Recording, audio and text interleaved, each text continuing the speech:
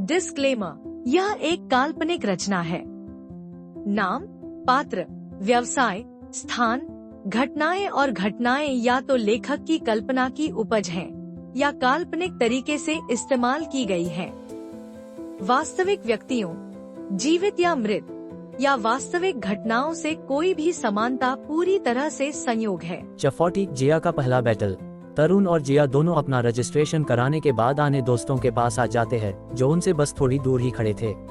उनके वहां आते ही तभी माइक में आवाज लगती है, iron soul battle Jiya please battle के लिए आ जाए, iron soul battle Jiya please battle के लिए आ जाए। उद्धरण चिन्ह। ये सुनकर तरुण जिया की तरफ वहां से चलने के लिए इशारा करता है और फिर वो दोनों वहां से बैटल के लिए जाने लगते हैं। धनुष, मोहित और जोया भी उनके साथ चलने लगते हैं। ग्राउंड के चारों तरफ देखने वाले लोगों की भीड़ लगी हुई थी, जो काफी ज्यादा शोर मचा रही थी। बैटल के ग्राउंड पर चारों तरफ से लाइट पड़ती है और होस्ट निकलकर बाहर आता है, जो आते ही कहता है, good evening ladies and gentleman. उद्धरण चिन्ह। वो काफी स्टाइलिश अंदाज में ग्राउंड पर आया था और उसके आते ही गाने बजने शुरू हो जाते हैं और सभी देखने वाले लोग और भी ज्यादा शोर मचाना शुरू कर देते हैं। ग्राउंड के आसपास काफी ज्यादा लोगों की भीड़ थी और वो होस्ट माइक में अब दोबारा कहता है, वेलकम टू शाइन सिटी। मैं आप सबका शाइन सिटी की इस बैटल अरेना में स्वागत करता हूँ। उद्धरण चिन्ह। वो इतने जोश के साथ माइक में कह रहा था कि उससे ज्यादा फिर वहां देखने आए लोग शोर मचाने लगते हैं। तरुण, जिया और बाकी सब बच्चे उस ग्राउंड को ऊपर से खड़े होकर देखने लगते हैं, जिसके अंदर अभी वो होस्ट मौजूद था।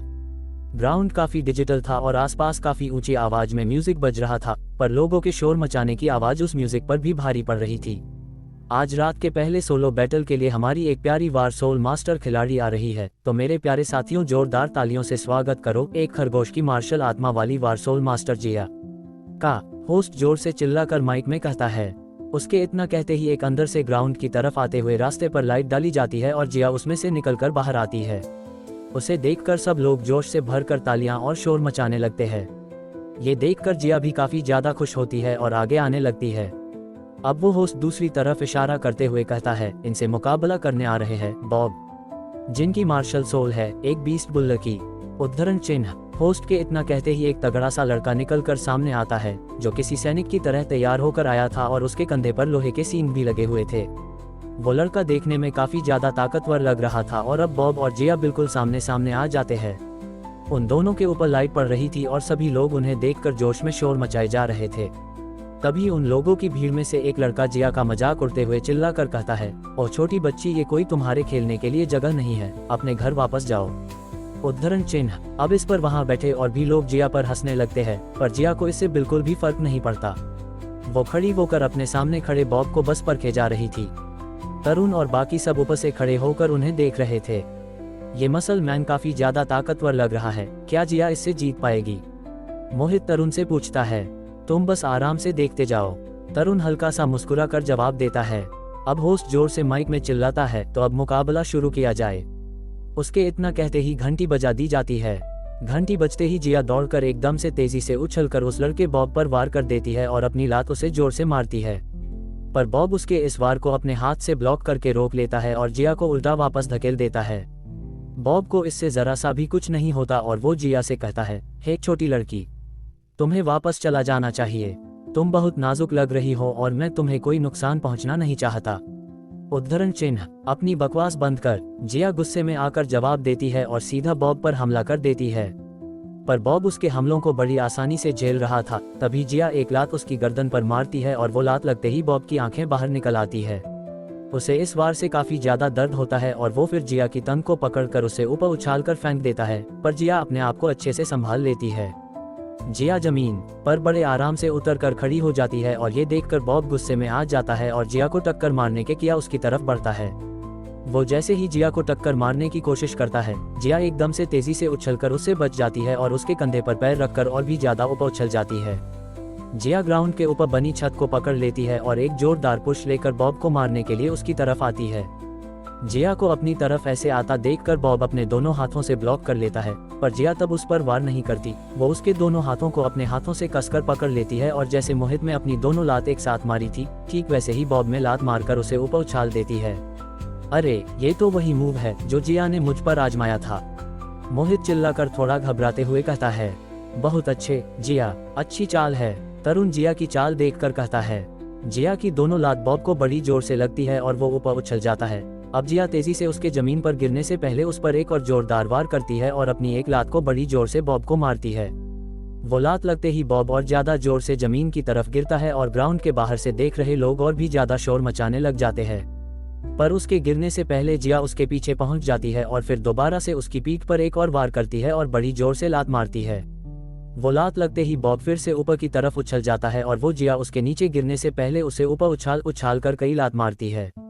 जिया ऊपर हवा में ही बॉब पर कई वार कर देती है और उसकी हालत बिगाड़ देती है। जिया अब आखिर बार फिर से बॉब के दोनों हाथ पकड़कर उसकी छाती पर फिर से अपनी दोनों लात एक साथ मारती है और बॉब सीधा ऊपर से जाकर जमीन पर गिरता है और फिर उठ नहीं पाता। जिया भी जमीन पर उतर जाती है और क्योंकि उसने सबको काफी ज्यादा हैरान कर दिया था, इसलिए लोग काफी ज्यादा हैरान थे और उसके लिए और भी ज्यादा जोर से शोर मचा रहे थे। अब जिया के ऊपर लाइट डाली जाती है और उसकी जीत की खुशी के लिए ग्राउंड के ऊपर ही आतिशबाजी होनी शुरू हो जाती है। ये लड़की तो महान है, ग्राउंड में खड़े लोग शोर मचाते हुए कहते हैं। तरुण और बाकी सब भी काफी ज्यादा खुश थे और मोहित की खुशी का तो ठिकाना ही नहीं था। वो तो जोश से भरकर काफी ज्यादा शोर मचा रहा था और उसे देखकर तरुण और धनुष हंसने लगते हैं। जीती जिया है और देखो इसके जोश का ठिकाना नहीं है, धनुष कहता है। हाँ सही कहा, तरुण जवाब देता है। अगर जिया के सामने किसी सोल मास्टर की सोल पावर ज्यादा है तब जिया की स्किल उसे नुकसान नहीं पहुंचा पाए, पर अगर उनकी पावर जिया से कम है तो वो सब जिया के लिए बस एक खिलौने की तरह है। तरुण आगे बताता है। हाँ वो तो साफ दिखाई दे रहा है, धनुष खुश होकर कहता है। जिया ग्राउंड में थी और अपनी जीत के लिए काफी ज्यादा खुश हो रही थी। अब होस्ट माइक में आवाज लगाकर कहता है, तो हमारी जिया इस मैच को जीत चुकी है। उद्धरण चिन्ह। उसके इतना कहते ही डिस्प्ले पर जिया के आखिर मूव दिखाए जाते हैं और अब वो होस्ट आगे कहता है, हमारी नई खिलाड़ी का स्कोर है 1 जीत और 0 हार और इस मैच में हमारे हारने वाले खिलाड़ी बॉब का स्कोर हो चुका है 21 जीत और 14 हार। जमीन पर पड़ा हुआ बॉब अब उठने की कोशिश करता है और बड़ी मुश्किल से अपने आप को संभाल कर उठ पाता है। जिया बाहर बैठकर जिया की जीत के लिए शोर मचा रहे लोगों की तरफ हाथ हिला खिलाकर इशारा कर रही थी। तभी बॉब उठकर उसे पास आता है। बॉब जिया के पास आकर उससे कहता है, हे छोटी लड़की तुम काफी ताकतवर हो, मैं हार गया। उद्धरण चिन्ह। क्या लड़की? मेरा नाम जिया है और मुझे जिया बहन बुलाओ। तो अब तुम जान गए कि कौन ज्यादा कैपेबल है, जिया बॉब से कहती है। ओह हाँ जान गया बहन जिया, बॉब अपना सिर खुजाते हुए जवाब देता है। अब तभी वो होस्ट जिया के पास आता है और उसे बताते हुए कहता है, मास्टर जिया प्लीज आप अपना जीता हुआ पॉइंट लेना मत भूलना। उद्धरण चिन्ह। इतना कहकर वो होस्ट अपने उस उड़ने वाले खटोले पर चढ़कर वहां से चला जाता है। अब जिया ग्राउंड से वापस जाती है और काउंटर के पास जाकर अपना बैज दे देती है। काउंटर वाली लड़की उसके बैज में उसका जीता हुआ पॉइंट डालने लगा जाती है। तभी तरुण और बाकी सब वहां आ जाते हैं और उन्हें देखकर जिया उनके पास आ जाती है। वो बैटल अखाड़ा बाहर से देखने में जितना बड़ा था अंदर से और भी बड़ा और गहरा था। जिया जैसे ही उन सभी के पास आती है तभी माइक से आवाज आती है, आयरन बैटल तरुण प्लीज 15वें बैटल स्टेज पर आकर अपने बैटल के लिए एंटर करे और आयरन बैटल जोया प्लीज आकर 15वें बैटल स्टेज पर एंटर करे। उद्धरण चिन्ह। ये सुनते ही तरुण अपनी ही साथी जोया यानी कैटगर्ल की तरफ देखता है और धनुष उन दोनों की तरफ देखता है। अपना नाम सुनते ही जोया वहां से ग्राउंड की तरफ जाने लगती है और जैसे ही तरुण जाने के लिए आगे बढ़ता है एकदम से धनुष उसे रोककर कहता है, तरुण इसके साथ थोड़ा नरमी से पेश आना। उद्धरण चिन्ह। 42 2 vs 2 मुकाबला। जोया ग्राउंड से बाहर आने के लिए एंट्री गेट से होते हुए बाहर आने लगती है। ये देखकर धनुष उससे मिलने के लिए उसके पास जाने की सोचता है और मोहित और जिया को छोड़कर वहां से सीधा जोया के पास चल जाता है। जोया अभी गेट से बाहर निकल ही रही थी और धनुष उसे वहां पहले से ही खड़ा पाता है। धनुष जोया को देखकर कहता है, तुम्हारे जैसे सोल मास्टर्स ज्यादा तक अंधेरे में छुप कर रहना पसंद करते हैं। हत्या, जांच और घात लगाना तुम्हारी ताकत है, पर अगर तुम अपने उस रूप का इस्तेमाल करके तरुण के साथ लड़ती तो तरुण इतनी आसानी से जीत नहीं पाता। जोया धनुष की ये बात सुनकर एक पल के लिए वही रुक जाती है, पर फिर बिना कुछ कहे आगे बढ़ जाती है। ये देखकर धनुष निराश हो जाता है और खुद से ही कहता है, यार ये लड़की गूंगी है क्या, जो कभी भी कुछ बोलती नहीं है, ना अब कुछ जवाब दिया और देखो कैसे चुप जा रही है। अब धनुष भी चुपचाप उसके पीछे आने लगता है। जोया सीधा जिया और मोहित के पास चली जाती है और धनुष भी उसके पीछे पीछे वहां आ जाता है। धनुष को जोया के पीछे निराश मुंह लटका कर आता देखकर मोहित को कुछ शक होता है और वो धनुष के मजे लेने के लिए उसकी तरफ जाता है। क्या हुआ, ऐसे मुंह क्यों लटका रखा है, लगता है कि ये लड़की तुम्हारे झांसे में नहीं आ पाए, मोहित धनुष के मजे लेते हुए कहता है। चुप हो जा, समझा, वरना अगर इस बार तूने कोई बकवास की तो मैं तुझे नहीं छोड़ूंगा, धनुष धीरे से गुस्से में कहता है। अरे रे ऐसा मत बोलो यार, चलो ठीक है अब कुछ नहीं बोलूंगा, पर तुमने इस समय अपना मुंह ऐसे लटकाया हुआ है जैसे किसी से थप्पड़ खाकर यहाँ आए हो। अगर जोया ने मारा है तो मुझे बता सकते हो। मैं किसी को नहीं बताऊंगा। मोहित फिर से धनुष के मजे लेते हुए धीरे से कहता है। ये सुनकर धनुष उसे मारने को होता है, पर तभी तरुण वहां आ जाता है। अब मोहित और धनुष बिल्कुल शांत खड़े हो जाते हैं और तरुण उनके पास आकर धनुष को छेड़ते हुए कहता है, क्या हुआ, बात नहीं बनी क्या? ये सुनकर धनुष थोड़ा चौंक जाता है और हिचकिचाते हुए धीरे से कहता है, क्या तुम्हें ये कैसे पता? पर मैं तो बस उसे समझाने की कोशिश कर रहा था ताकि उसे अपनी इस हार पर ज्यादा बुरा ना लगे। देखा, मैंने कहा था ना कि तुम्हारे इस चेहरे से तुम्हारी तकलीफ साफ चमक रही है। तो तरुण को भी ये महसूस हो गया होगा। मोहित झट से कहता है। जोया और जिया दोनों वहां खड़ी हुई थी, इसलिए तरुण बात को ज्यादा ना बढ़ाते हुए जिया के पास जाने के लिए आगे बढ़ता है और उसके पास जाकर कहता है, चलो चलते हैं और अपने जीते हुए पॉइंट्स लेते हैं ताकि थोड़ा आराम कर सके। फिर डुअल बैटल कुछ ही देर में शुरू होने वाला है। जिया हाँ में अपना सिर हिला देती है, तभी माइक पर आवाज लगती है, 5वां डुअल बैटल राउंड शुरू होने वाला है, जो है तरुण, जिया और आयरन ब्लड के बीच। तो प्लीज दोनों टीम तैयार रहे हैं। ये हुई ना बात, अब इन्हें भी अच्छे से मजा चखाना है। तरुण मोहित जोश से भरकर कहता है, तू अपने जोश को थोड़ा ठंडा रख, इसकी जरूरत तरुण और जिया को ज्यादा है और वो दोनों अपने अच्छे से संभाल लेंगे, समझा? धनुष मोहित को चिढ़ाते हुए कहता है। लो भाई, अब तुम्हें इससे क्या दिक्कत है? ये सब जोश तरुण और जिया की लड़ाई देखकर ही आया है। ये क्या धूल चटाई है इन दोनों ने इनसे लेने वाले को। मजा ही आ गया, मोहित फिर से जोश में भरकर कहता है और ये भूल जाता है कि जोया तरुण से हारी थी और वो भी ये सब सुन रही है। अबे चुप हो जा गैंडे, जोया गुस्सा हो जाएगी। धनुष मोहित को चुप करने की कोशिश करते हुए धीरे से कहता है।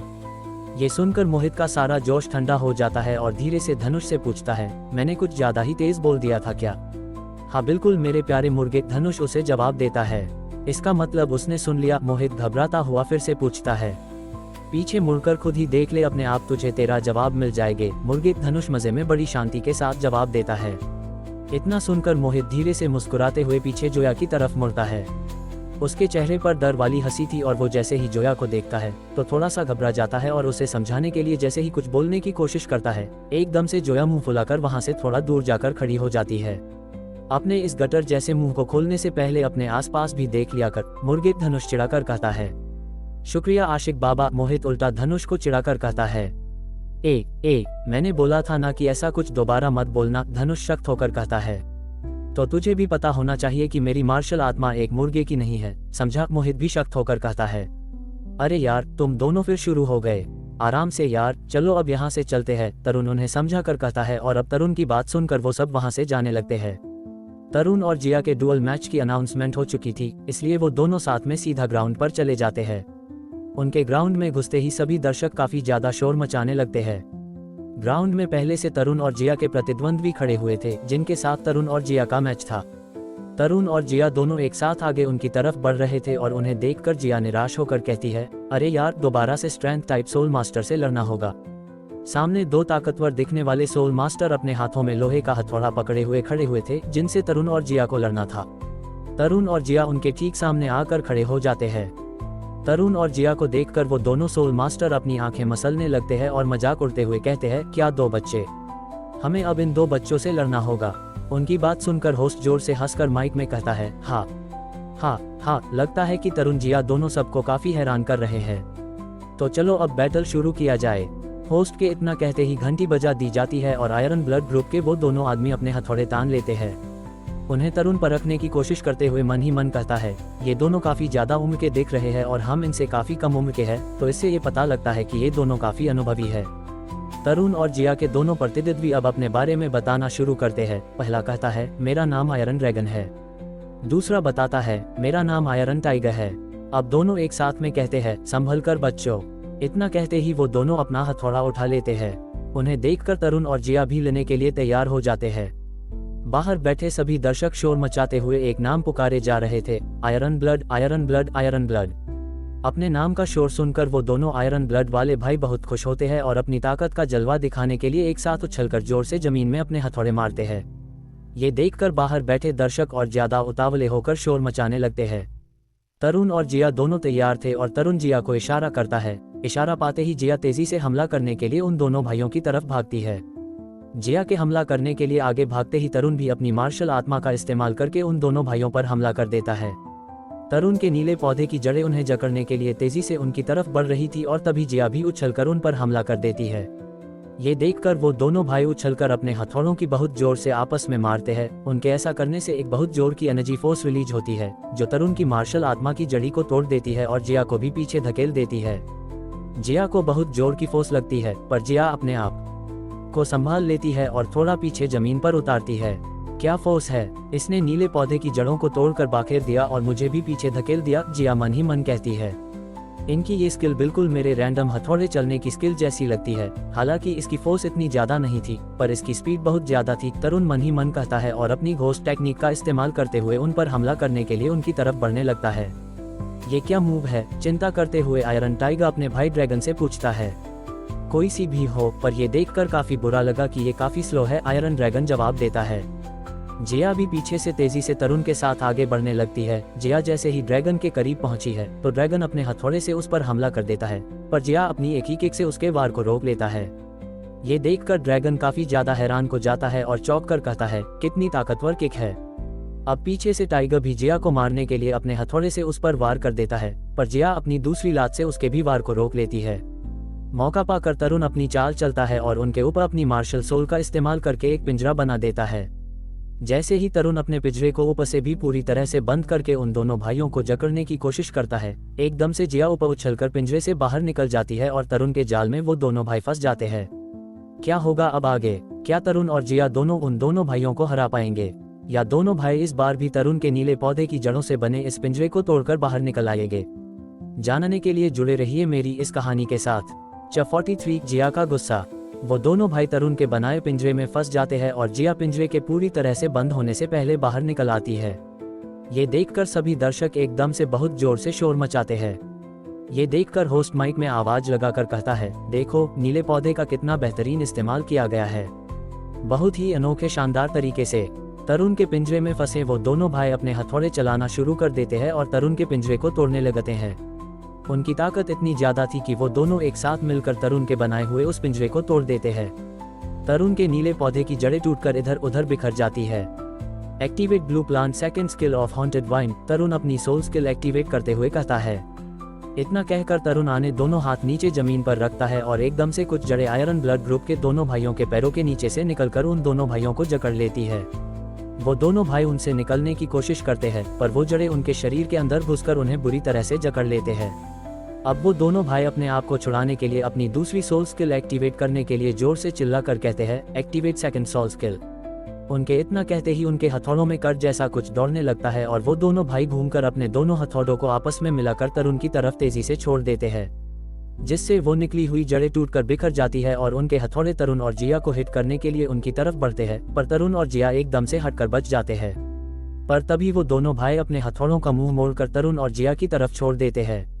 पीछे से जिया और तरुण की तरफ हथौड़े आने लगते हैं। ये सब तरुण भाप लेता है और पीछे नजर घुमाकर अपनी तरफ आते उस हथौड़े को देखता है, पर जिया का ध्यान उन दोनों भाइयों पर था, इसलिए जिया का ध्यान पीछे से आते हथौड़े की तरफ नहीं जा पाता।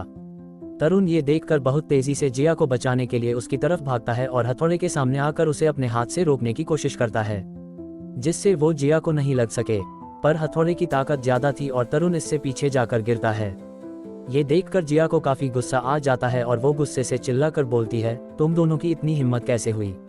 वो दोनों भाई अभी तक तरुण की जड़ों में फंसे हुए थे और क्योंकि उनकी वजह से तरुण को चोट लग गई थी तो जिया काफी गुस्से में थी और वो गुस्से में उन दोनों भाइयों पर तरुण के गुप्त हथियार से हमला कर देती है। जिया नहीं, तरुण जिया को रोकने के लिए जोर से चिल्लाता है, पर तब तक जिया ने उन्हें मारने के लिए उनकी तरफ गुप्त हथियार छोड़ दिए थे। वो बस उन दोनों भाइयों को लगने ही वाले थे और इससे उनकी जान चली जाती, पर तरुण ऐसा नहीं चाहता था और वो तेजी से अपने हथियार से जिया द्वारा छोड़े हुए हथियारों पर वार कर देता है, जो सीधा जाकर जिया के छोड़े हुए हथियारों पर जाकर लगता है और वो हथियार उन दोनों भाइयों की बस गर्दन को छूकर निकल जाते हैं, जिससे उन्हें ज्यादा नुकसान नहीं होता। वो दोनों भाई अपनी गर्दन पर हाथ फेर कर देखते हैं, जिससे उनके हाथ पर वो गर्दन से निकलती कुछ खून की बूंदें लग जाती है और इससे वो दोनों भाई थोड़े घबरा जाते हैं। तरुण, ये तुमने अभी क्या किया? जिया तरुण से पूछती है। उन्होंने वही किया जो उन्हें करना चाहिए था, मुझे ज्यादा चोट नहीं लगी है, पर जो तुमने वो गुप्त तीर उनकी तरफ छोड़े थे वो इनकी जान ले सकते थे। तरुण जिया को समझाकर बताता है। तरुण अब आगे आता है और उन दोनों भाइयों से कहता है, जिया ने जो अभी तीर तुम्हारी तरफ छोड़े थे वो तुम्हारी जान ले सकते थे। अब क्योंकि तुम दोनों मेरी मार्शल सोल नीले पौधे में पूरी तरह से फंस चुके हो और बाहर नहीं निकल सकते, और जो अभी तुमने अपनी सोल स्किल का इस्तेमाल किया था उससे तुम्हारी सोल पावर भी बुरी तरह से घट गई है। धीरे धीरे पूरा जहर तुम दोनों के शरीर में फैल जाएगा और तुम इससे बच भी नहीं पाओगे। तो मुझे लगता है कि हम पहले ही तुमसे जीत चुके हैं। इतना कहकर तरुण उन दोनों भाइयों को अपनी मार्शल आत्मा से आजाद कर देता है। तरुण का धन्यवाद करते हुए टाइगर कहता है, हमारी जान बचाने के लिए तुम्हारा शुक्रिया। हम दोनों अपनी हार कबूल करते हैं। हाँ, हम तुमसे हार गए, दोनों भाई झुककर एक साथ कहते हैं। उनके इतना कहते ही ग्राउंड के ऊपर आतिशबाजी होना शुरू हो जाती है और होस्ट माइक में जोर से चिल्लाकर आवाज लगता है, तरुण जिया इस राउंड को जीत गए हैं। सभी दर्शक शोर मचाकर उनके लिए तालियां बजाने लगते हैं और इससे तरुण और जिया दोनों बहुत खुश होते हैं, क्योंकि अभी तक जो लोग बाहर बैठकर आयरन ब्लड चिल्ला रहे थे, उनके मुंह से अब जोर शोर से तरुण जिया निकल रहा था। होस्ट उनके पास आकर तरुण और जिया के हाथ को ऊपर उठा लेता है, पर तरुण का चेहरा थोड़ा उतरा हुआ उदास नजर आ रहा था। ये देखकर जिया थोड़ी सोच में पड़ जाती है। अब तरुण और जिया ग्राउंड से बाहर जाने लगते हैं, पर तरुण एकदम से रुककर उन दोनों भाइयों की तरफ देखता है जिनसे तरुण और जिया का अभी मैच हुआ था, और जिया उन्हें बस मारने ही वाली थी। वो दोनों भाई खड़े हुए एक दूसरे की पीठ को थपथपा रहे थे और टाइगर कहता है, शुक्र है भाई कि हम दोनों बच गए, वरना आज जान ही चली जाती। हमें उन दोनों को कम नहीं समझना चाहिए था। जिया भी रुककर तरुण को देखने लगती है, जो आगे बढ़ने की जगह उल्टा मुड़कर उन दोनों भाइयों को देख रहा था और थोड़ा उदास भी नजर आ रहा था। तरुण उन दोनों भाइयों की बातों को दूर से ही सुन लेता है और फिर उल्टा मुड़कर जिया के साथ वहां से चला जाता है।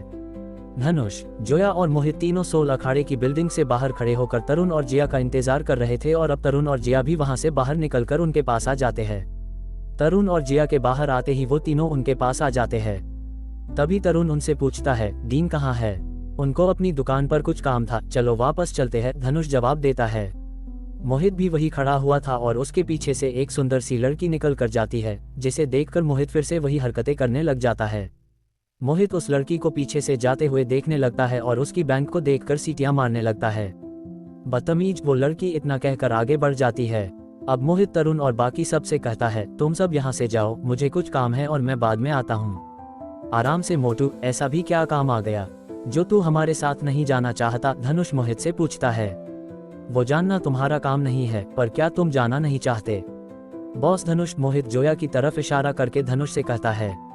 ये सुनकर धनुष थोड़ा हिचकिचाता है और फिर शक्त होकर एकदम से जवाब देता है, नहीं। इस पर मोहित धनुष का हाथ पकड़कर अपनी तरफ खींचता है और फिर धीरे से उसके कान में जोया की तरफ इशारा करके कहता है, कम ऑन बॉस धनुष, चलो दोनों साथ में जाओ। ये सुनकर धनुष थोड़ा सा शर्माता है और फिर एकदम से गुस्से में मोहित की गिरबान पकड़कर धमकाते हुए कहता है, भाड़ में जा, मेरी पसंद तेरी तरह खराब नहीं है। अरे तो मैंने कुछ गलत थोड़ी बोला है जो तू मुझ पर इतना भड़क रहा है? मुझे पता है बॉस कि तुम जोया को पसंद करते हैं और मैं तो इसीलिए तुम्हारी भलाई के लिए ही बोल रहा था, ताकि तुम दोनों साथ आ सको, मोहित समझाता है।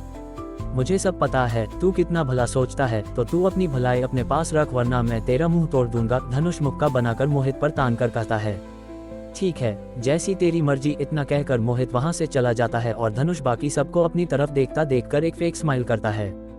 जोया शक्त खड़ी हुई थी और हल्के से कहती है, गंदे कहीं के। ये धनुष सुन लेता है और उसके चेहरे का रंग और भी ज्यादा उड़ जाता है। अब जोया धनुष के साइड में से होकर जाते हुए कहती है, डिस्गस्टिंग हद। ये सुनकर धनुष थोड़ा बौखला जाता है और हल्के से गुस्सा करते हुए कहता है, हे तुम वही रुको, कहाँ जा रही हो? सीधा मुंह पर बोलो ना जो बोलना है। पर जोया धनुष को इग्नोर कर देती है और बिल्कुल भी नहीं रुकती। धनुष पीछे से खड़ा होकर उसे देखता रहता है और गुस्से में अपनी मुट्ठियां तान लेता है और अब वो भी दूसरी तरफ से जाने लगता है। तरुण और जिया दोनों खड़े हुए चुप सबको देख रहे थे और जिया अब तरुण से पूछती है, अब इन दोनों को क्या हुआ? ये इतना क्यों आपस में लड़ते रहते हैं? ये बात तो बस ऊपर वाला ही जाने, तरुण जवाब देता है। जिया अब तरुण की तरफ देखती है और उसकी छाती पर धीरे से हाथ रखती है, जिससे तरुण को दर्द महसूस होता है और उसके मुंह से आह निकल जाती है। इस पर जिया तरुण से पूछते हुए उदास होकर कहती है, क्या ये अभी भी दर्द कर रहा है? ये सब मेरी वजह से हुआ है।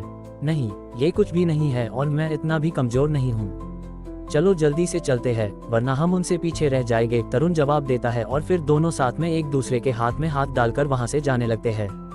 44 नैना का घमंड उतर गया। तरुण और जिया दोनों स्कूल के दरवाजे तक ही पहुंचे थे और देखते हैं कि धनुष और नैना आपस में बहस कर रहे हैं। नैना, मुझसे बकवास करना बंद करो। ये शाइन स्कूल तुम्हारा घर नहीं है, समझी? तो क्या हुआ अगर मेरा घर नहीं है? तुम वो नहीं कर पाए और अब मुझे तुमसे इस बारे में कोई बात नहीं करनी। तुम इस बार भी मुझे रोक नहीं सकते, कितने यूजलेस हो, नैना धनुष का मजाक उड़ते हुए कहती है। तुम्हें मैं चेतावनी दे रहा हूँ, दूसरे लोग डरते होंगे पर मैं तुम्हारे कीबा समुदाय से नहीं डरता। अगर तुमने मुझे गुस्सा दिलाने की कोशिश की तो तुम्हें जान से मार डालूंगा, धनुष नैना पर चिल्लाकर कहता है। ऑस्कर भी वही खड़ा हुआ था और तरुण और नैना भी ये सब खड़े होकर देख रहे थे। वो सभी धनुष के ऐसा कहने से काफी ज्यादा चौंक जाते हैं, पर नैना को दूसरों का मजाक उड़ाने में कुछ ज्यादा ही मजा आता था। वो धनुष का मजाक उड़ते हुए दोबारा कहती है, ओह मैं तो डर ही गई। इतना सुनकर धनुष को और भी ज्यादा गुस्सा आ जाता है और उसके सीधे हाथ में एक गोल्डन रोशनी चमकने लगती है। ये देखकर ऑस्कर, तरुण और जिया थोड़े से परेशान हो जाते हैं। एकदम से धनुष के शरीर में से एक फोर्स निकलती है और इससे नैना सीधा पीछे तेजी से जाकर गिरती है, पर ऑस्कर उसे जमीन पर गिरने से पहले पकड़ने की कोशिश करता है और वो भी उसके साथ जमीन पर गिर जाता है। धनुष गुस्से से भरा पड़ा था और अब वो नैना को जान से मारने के लिए उसकी तरफ बढ़ने लगता है। ये देखकर तरुण एकदम से धनुष के पास जाकर उसके हाथ को पकड़ लेता है और उसे रोक लेता है। तरुण उसके गुस्से को शांत करते हुए आराम से समझा कर कहता है, धनुष हम सब क्लासमेट हैं, अब बस करो और छोड़ दो इसे, भूल जाओ जो भी इसने अभी किया था। उद्धरण चिन्ह। ये सुनकर धनुष गुस्से से तरुण की तरफ देखता है, पर तरुण बड़े ही आराम से उसका हाथ पकड़कर खड़ा हुआ था और इससे धनुष का गुस्सा भी शांत हो जाता है और उसके सीधे हाथ में चमकती हुई रोशनी अपने आप गायब हो जाती है। ठीक है तरुण, अगर तुम यही चाहते हो तो ठीक है, धनुष तरुण से कहता है। धनुष को शांत देखकर और उसके मुंह से ये सुनकर तरुण उसका हाथ छोड़ देता है। धनुष अब नीचे गिरी हुई नैना की तरफ थोड़ा सा आगे बढ़कर कहता है, मेरे साथ आगे से तमीज से पेश आना और दोबारा मुझे छेड़ने की कोशिश भी मत करना, वरना मैं भूल जाऊंगा कि तुम एक लड़की हो। इतना कहने के बाद धनुष वहां से चला जाता है। सब उसे अंदर जाते हुए देखने लगते हैं। तभी तरुण की छाती में फिर से दर्द उठता है, क्योंकि उसको छाती में बहुत जोर से हथौड़ा लगा था। दर्द उठते ही तरुण अपनी छाती पर हाथ रख लेता है और ये देखकर जिया उसके लिए परेशान हो जाती है और उसके पास आ जाती है। तभी नैना उठकर खड़ी होती है और तरुण और जिया के करीब आकर जाते हुए धनुष की तरफ इशारा करके तरुण से कहती है, तरुण उसे जान से मार दो।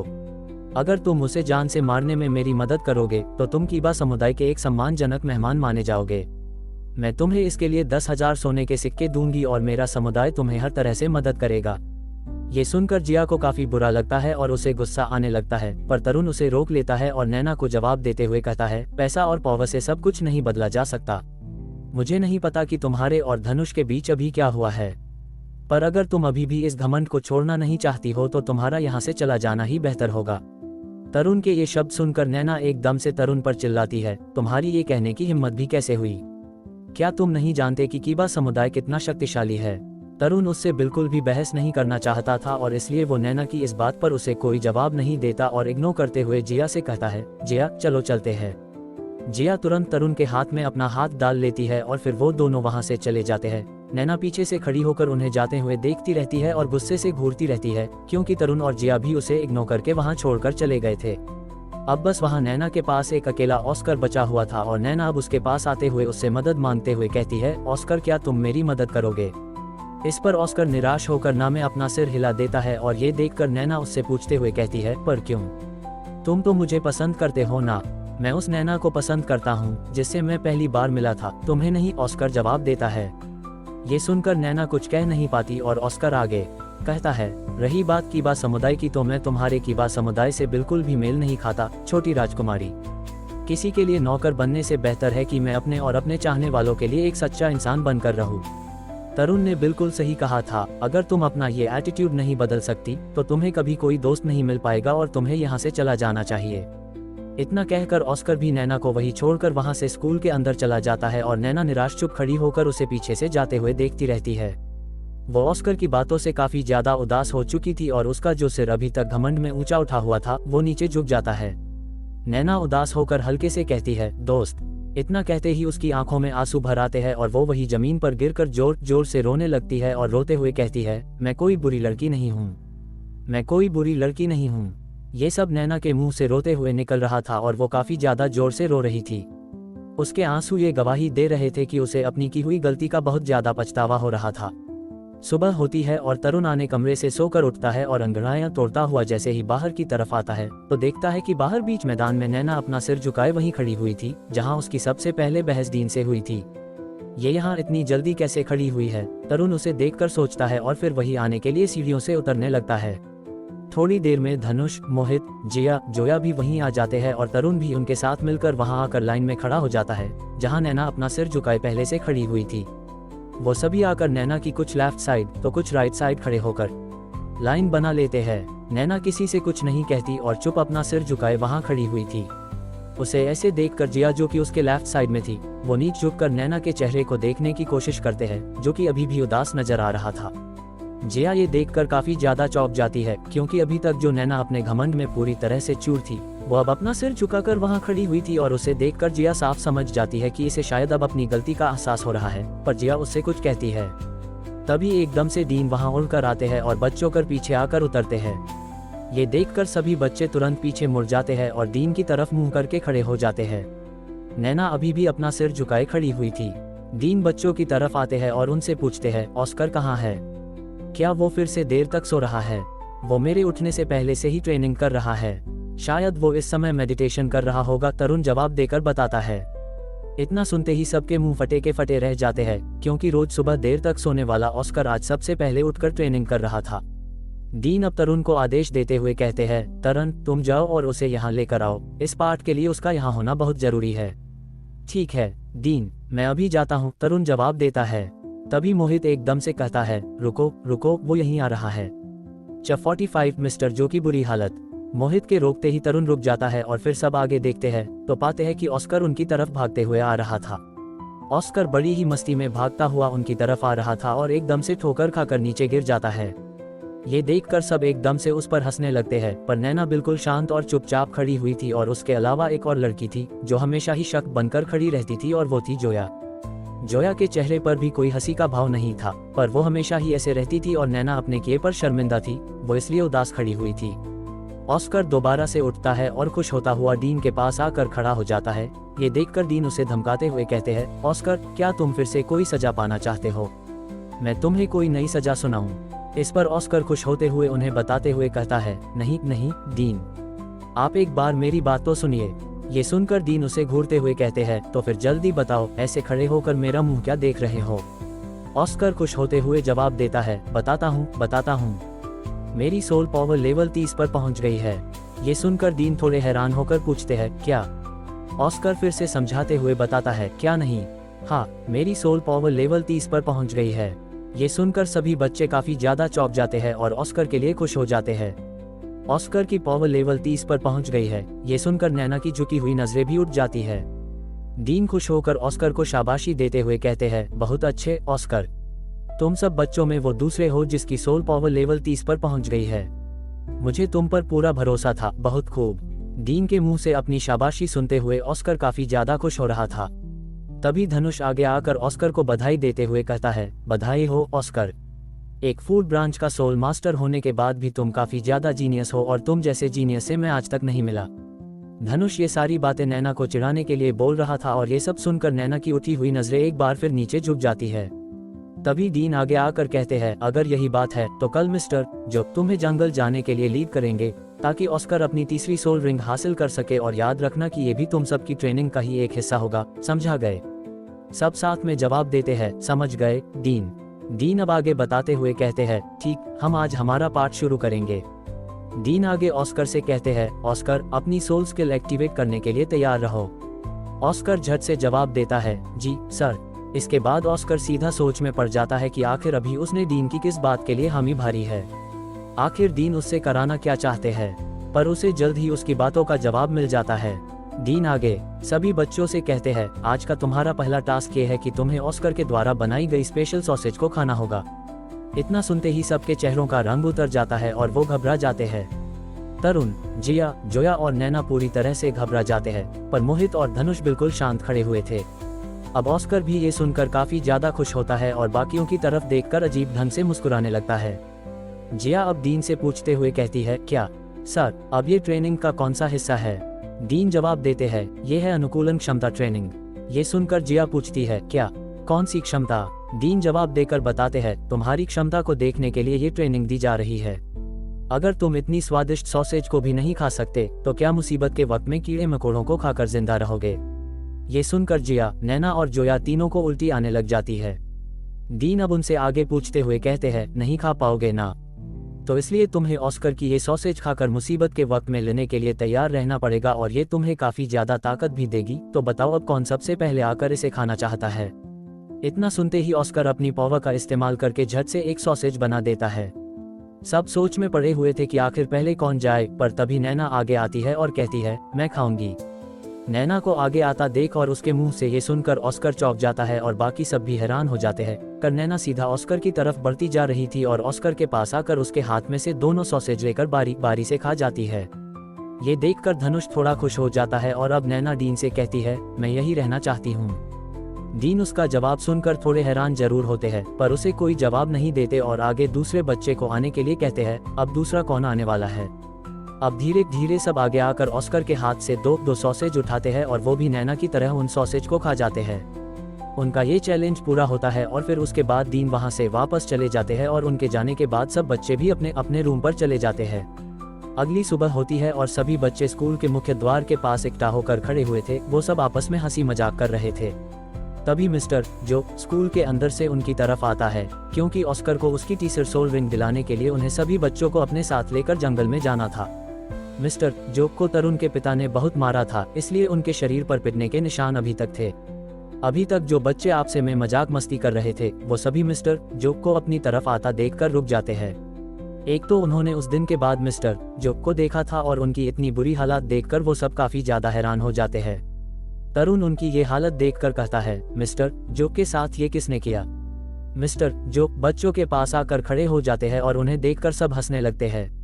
ये देखकर मिस्टर जोक को गुस्सा आ जाता है और वो गुस्से में उन्हें हंसता देखकर कहते हैं तुम्हें इतनी हंसी क्यों आ रही है, क्या तुम सब मुझसे पिटना चाहते हो। ये सुनकर जिया धीमी आवाज में कहती है ये भालू हम पर इतना क्यों भड़क रहा है। मिस्टर जोक के कानों में जिया की ये बात पहुंच जाती है और वो गुस्से में जिया से पूछते हुए कहते हैं हे लड़की अभी क्या कहा तुमने।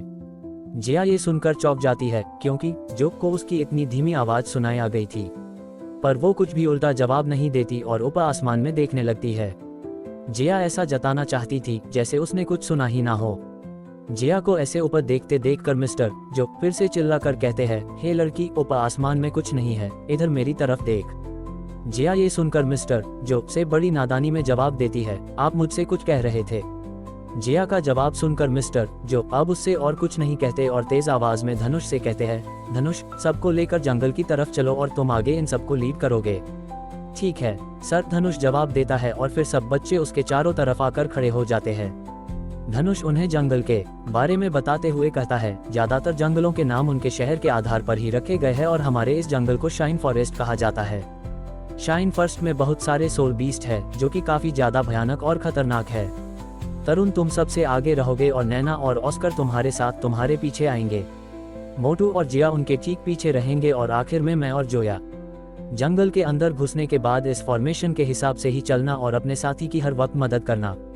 धनुष के इतना बताने के बाद मिस्टर जो पीछे से कहते हैं मैं तुम्हें पहले ही चेतावनी दे देता हूँ, जब तक तुम्हारा सामना किसी हजारों साल पूरा या और किसी ताकतवर बीस्ट से नहीं होगा मैं बीच में नहीं आऊंगा।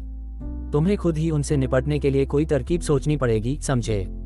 समझ गए सर, सभी बच्चे साथ में जवाब देते हैं। ठीक है तो फिर चलो मिस्टर जो आगे बढ़ने के लिए तेज आवाज में कहते हैं। सभी बच्चे आगे बढ़ने लगते हैं और कुछ ही देर में जंगल के अंदर पहुंच जाते हैं। जैसा धनुष ने सबको बताया था वो ठीक उसी तरफ से फॉर्मेशन बनाकर जंगल में किसी बीस्ट को ढूंढने के लिए भागने लगते हैं। धनुष भागते हुए सबको बताता है हमें बस 2 घंटे और लगातार भागते रहना है। कुछ ही दूरी पर एक छोटा शहर है और हम पूरी रात वहां आराम कर सकते हैं। भागते भागते उन सब की एनर्जी कमजोर पड़ रही थी और धनुष ये देखकर ऑस्कर को जोर से आवाज लगाता है ऑस्कर हम सबको इस समय तुम्हारी सॉसेज की ज्यादा जरूरत है। सबको उसकी एनर्जी की जरूरत है। ये सुनकर ऑस्कर खुश हो जाता है और एकदम से अपनी पावर का इस्तेमाल करके कुछ सॉसेज बनाकर ऊपर हवा में पीछे की तरफ फेंक देता है।